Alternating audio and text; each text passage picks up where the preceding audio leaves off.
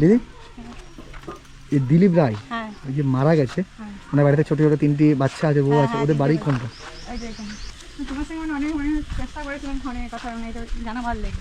ও এই বিষয়টা জানাবার জন্য আপনি চেষ্টা করেছিলেন? হ্যাঁ, মানে অনেক সবাইকে বলেছিলাম যে তোমার যদি ফোন নাম্বারটা পাওয়া যায় খুব ভালো হয়। এসে আমি আবার আপনাকেই জিজ্ঞাসা করছি।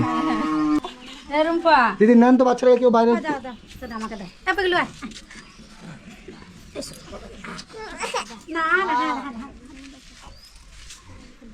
খুব গরম বলে একটু অসুবিধা হচ্ছে। এই দুটি মেয়ে আর ওইটি ছেলে? ওই ছেলের বয়স কত? 6 মাস বললেন? 6 মাসের ছেলে। আর আপনার স্বামী মারা গেছে? 6 মাস হবে। তো ও কি পেটে ছিল যখন মারা গেছিল না হয়ে গেছিল? না, হয়ে গেছিল। হঠাৎ দেখছি 12টার সময় দমে কান্নার আওয়াজ, আর ইয়া দমে ঠান্ডা মানে আর দমে বাড়াবাড়ি হওয়ার থেকে আমরা ভাবছি ভাইপোর কি কিছু হয়ে গেল। আমরা এবারে সবাই ঘর থেকে সামনে রাতের কান্না সবাই এবারে আইছি, দিয়ে এবারে বাচ্চাটাকে খুঁজছি, দাদাকে আর দেখিনি। এবারে ভালো তো দেখছি টিভি দেখে এলো, 9:30 অবধি ছিল, টিভি দেখে এলো আমাদের বাড়িতে, আমাদের সামনে বাড়ি। দিয়ে এরপরে আমি এসে বাচ্চা মানে ভাইপোকে দেখছি, আমি বলছি ঠান্ডা লেগেছিল তাহলে কি কিছু হয়ে গেল। দিয়ে এরপরে আমি একে খুঁজে বলছি দাদা যে এরকম করে ঘুমাচ্ছে এরকম করে, আমরা ভাবিনি যে দাদা মারা গেছে। আমরা এবারে গোটাই এবারে আমি বৌদিকে বলি বৌদি এবার ভাইপো, দিয়ে বলছে ভাইপোকে ওদেরকে নিয়ে গেছে।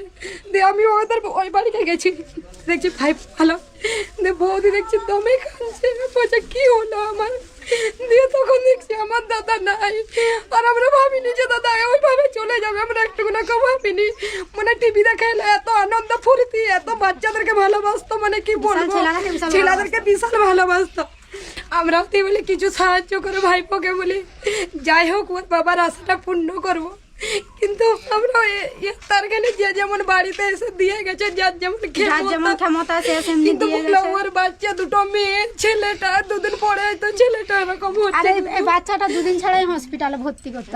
বড় লোকদের তো বুঝতেই পারছো, ওই যে যেগুলো পেঞ্জামা যেগুলো না পরে সেগুলো হচ্ছে ওই মেয়েগুলাকে দেই, ওরা পরে পাইপের যায় যে মানে তোমরা যেখানে টিউশন পড়ো সেই টিউশন দিতে পারো না? আগে ওর বাবা ছিল কি করে দেবো, কাজে যায়নি।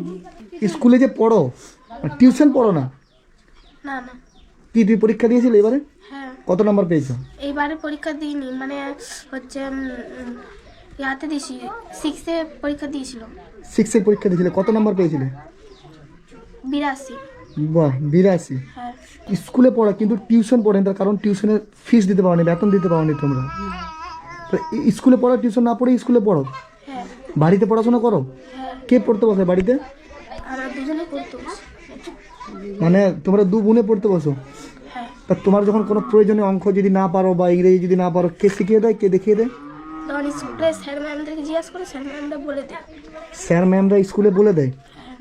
তাছাড়া এমনি জিজ্ঞাসা করার মতো কেউ নেই তোমাদের? এই যে প্রাইভেট পড়তে পারো না, তার কারণ কি? কি জন্য পড়তে? সময় নেই না টাকা পয়সার অভাব? টাকা পয়সার অভাব। টাকার জন্য পড়তে পারো না। টিউশনে কত বেতন নিত? 200 টাকা। 200 টাকা? মানে তোমার 200? আর ও তখন পড়েনি? ওর কত নিত? মানে 350 টাকা প্রত্যেক মাসে? যে এখন যদি তোমাদের টিউশনের বেতন কেউ দেয়, তোমরা টিউশনে পড়বে, পড়তে চাইছো? হ্যাঁ। ওই ছেলেটাকে মানে যে মাস্টারমশাই তোমাদেরকে পড়াতো, ওনার সাথে কন্ট্যাক্ট করে তোমরা পড়তে পারবে? হ্যাঁ। এখানে যে মেয়েটা পড়াতেছে কি নাম ওর? সীমা। আজকে অবধি আসে?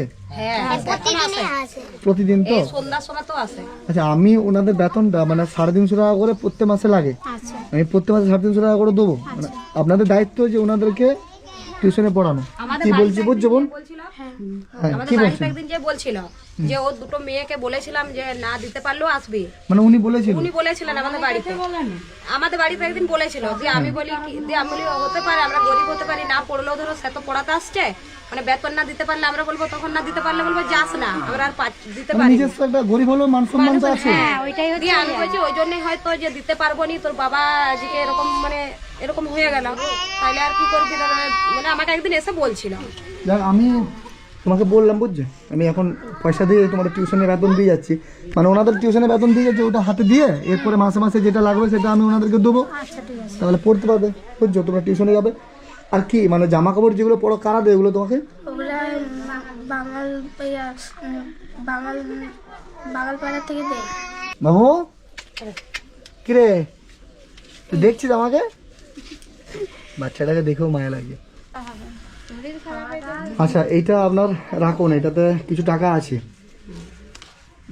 ওই বোনটাকে বলে আপনারা একটু বলে দিবেন আমি পয়সা কিছু দিয়ে গেলাম। এই সন্ধ্যায় আসবে তো, হ্যাঁ ওই দোকানে আসবে। ওইটার থেকে বেতন দিবেন। প্রথমে ভর্তি হলে তো বা পড়তে হলে তো বেতন লাগবে না, 1 মাস পরে বেতন লাগবে, ওই বেতনটা আমি দিয়ে দেবো।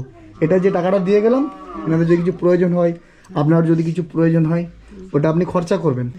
যারা ভিডিওটা দেখছেন আমি প্রত্যেককে রিকোয়েস্ট করবো, এই দুটো ছোটো ছোটো বোন আছে, এনাদের পড়াশোনার দায়িত্ব যদি আপনারা কেউ নিতে পারেন।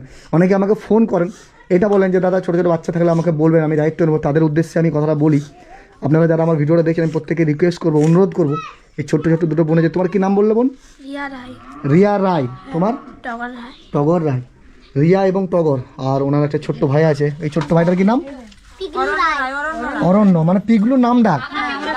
আচ্ছা, যারা ভিডিওটা দেখছেন এই ছোট্ট বাচ্চারা যদি আপনারা দায়িত্ব নিতে পারেন, সাথে ছোট্ট ছোট্ট দুটো বোন আছে, তুমি 7-এ পড়ো বললে, তুমি 5-এ পড়ো, এনাদের দায়িত্ব যদি তোমরা নিতে পারো, নাম্বার দেওয়া আছে, আপনাদের বাড়ির নাম্বারটা আমি দিচ্ছি, এই বাড়ির নাম্বারটা আমি স্ক্রিনের সামনে দিলাম।